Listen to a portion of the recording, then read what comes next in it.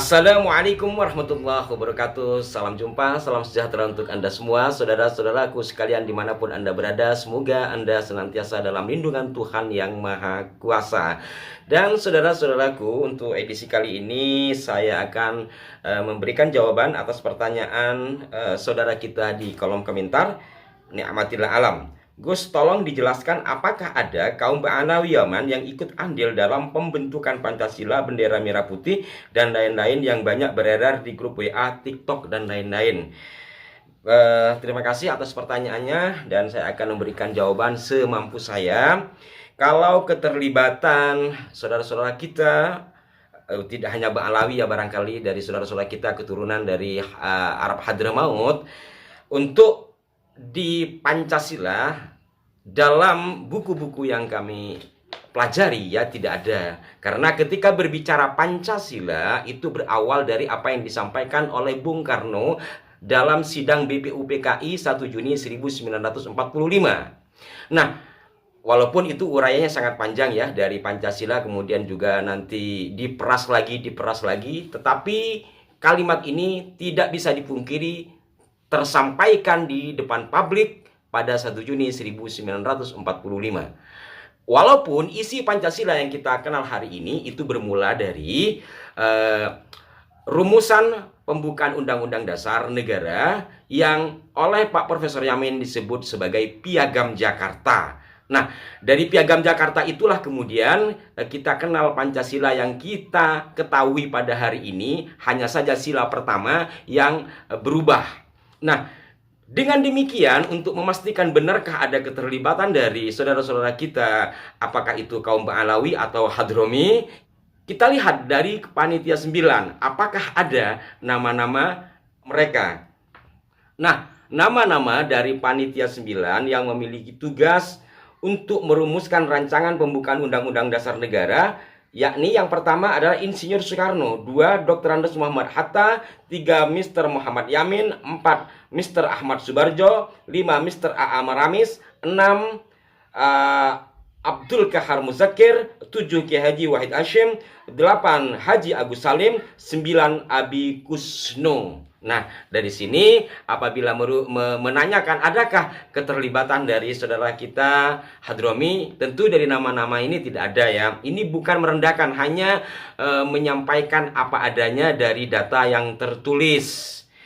Kemudian terkait dengan bendera merah putih, sudah saya bahas beberapa kali bahkan, bahwa bendera merah putih itu dalam buku 6000 tahun yang ditulis oleh Bapak Muhammad Yamin, itu sudah bendera kita sejak zaman baheula lah ya. Semangat kejiwaan kita memang sudah merah putih dari zaman baheula, zaman bengin. Sudah ada ornamen merah putih yang termaktub dalam berbagai kegiatan dan pola bentuk. Baik itu nanti ada bubur merah putih, atau juga ada simbol-simbol yang melambangkan merah putih dan sebagainya, hingga apabila kita melihat kepada fakta sejarah terkait dengan kerajaan, disebutkan mulai dari Kediri, juga Majapahit, hingga ke Aceh dan beberapa wilayah di Nusantara, benderanya memang memiliki ornamen merah putih. Tetapi merah putih ini kemudian mengkerucut menjadi semangat nasionalisme pada era kebangkitan, pada era-era yang disebut kebangkitan nasional gitu ya. Setidaknya kita melihat umpamanya dari Perhimpunan Indonesia itu sudah menggunakan bendera merah putih. Dan namanya pun sudah Indonesia. Di Sumpah Pemuda juga demikian.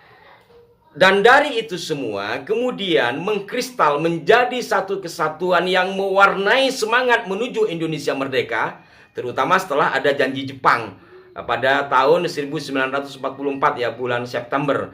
Dari sini Jepang juga membentuk sebuah badan yaitu Tyosangein. Selain Jawa Hokokai dan sebagainya, disinilah Bung Karno pada tanggal 12 September 1944 dalam rapat tidak resmi menyepakati bentuk-bentuk bendera dan warna bendera serta lagu kebangsaan. Nah, di Tyosangein apakah ada saudara-saudara kita dari yang disebut tadi?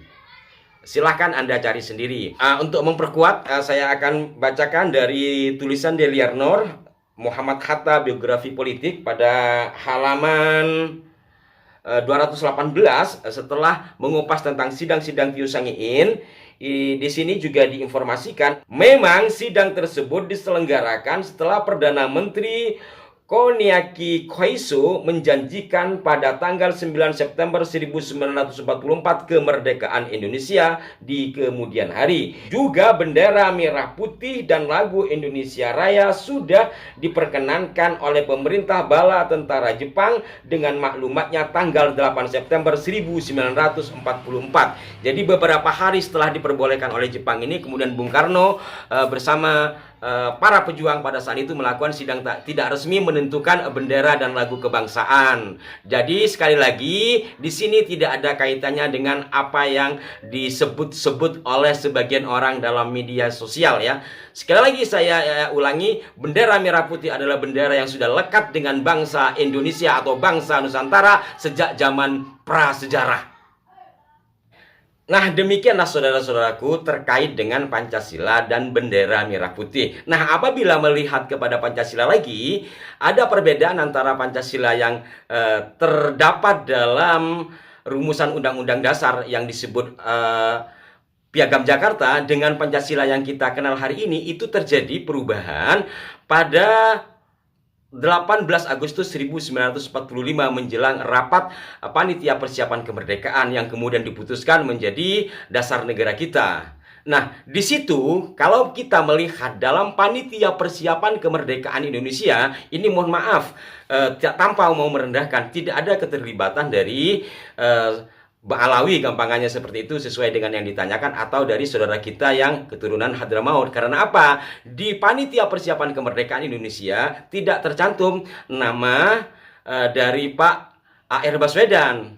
Ini yang sempat kemarin dipersoalkan ya. Jadi di panitia persiapan kemerdekaan Pak A.R. Baswedan tidak ada, sementara beliau adanya itu di BPUPKI, Badan Penyelidik Usaha-Usaha Persiapan Kemerdekaan Indonesia. Nah, dari sini saya akan menjawab pertanyaan yang ketiga. Apakah ada peranan dari kelompok Ba'alawi atau dari saudara-saudara kita keturunan Hadramaut? Iya, ada. Faktanya ada Pak Abdurrahman Baswedan di BPUPKI, tetapi di PPKI tidak ada. Hanya saja yang ada belakangan ini, sekarang ini kan karena terlalu diglorifikasi ya, dibesar-besarkan gitu. Itu yang kemudian menjadi pertanyaan. Padahal semua elemen masyarakat yang memiliki kecintaan terhadap tanah air yang ingin segera merdeka semua terlibat, entah itu tertulis atau tidak tertulis. Kalau saya melihat dari tulisan yang dibuat oleh Habib Mr. Hamid Al-Ghadri dalam bukunya ini yang juga pernah saya ulas, ya ada beberapa keterlibatan dari tokoh-tokoh Ba'alawi atau dari tokoh Hadromi, gampangannya seperti itu. Walaupun kalau bicara jumlah ya tidak banyak, hanya saja ada, dan itu janganlah kita juga nafikan. Bagaimanapun beliau-beliau di antaranya ada yang terlibat. Maka tetap kita harus hormati, kita harus hargai jerih payah beliau-beliau itu. Hanya saja kalau terlalu di blow up, kemudian terjadilah yang seperti sekarang ini.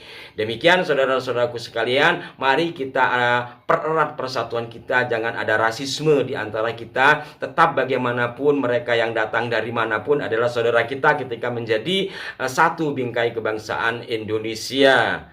Demikian. Mohon maaf jika ada kekeliruan. Sampai jumpa. Wassalamualaikum warahmatullahi wabarakatuh.